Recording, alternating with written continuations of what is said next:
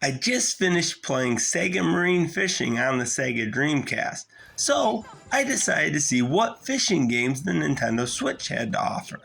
That's how I found Ace Angler Fishing Spirits on the eShop. Ace Angler Fishing Spirits has been made by Bandai Namco and it seems to be pretty popular overseas. But if you're looking for anything close to regular fishing, you'll be sadly disappointed.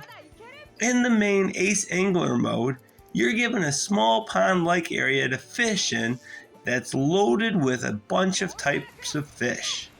You select a fishing rod and an area to cast your line and then wait for the fish to take the bait. The game does a good job of getting fish on your line very quickly and you'll be battling them right off the bat. The main strategy comes with selecting the proper fishing pole for the fish that you're attempting to land. If you're looking to catch a small common fish, you'll likely be successful with a normal rod. But if you're going for a legendary fish, you're going to need to use a beefier rod. To score the highest score, you're challenged to catch at least one of each species of fish available on the stage. Upon starting the game, I was immediately dissatisfied because I was starting the game with a Switch Pro controller and the game will not recognize it. I could not even get back to the Switch home screen with the Pro controller, forcing me to get up and remove the Joy-Cons from my system. You can play in handheld mode with one Joy-Con or two Joy-Cons, just no Pro controller. I primarily use the two Joy-Con method because I needed to have the capture button while playing for my video.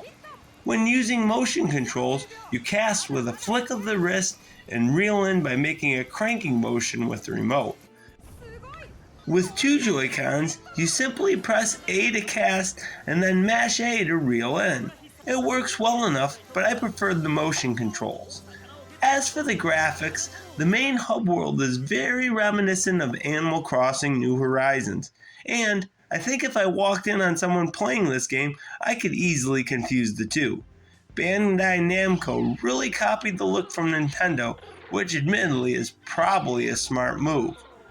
While fishing, I really think the fish are no more detailed than those fish I was reeling in while playing Sega Marine Fishing on the Dreamcast.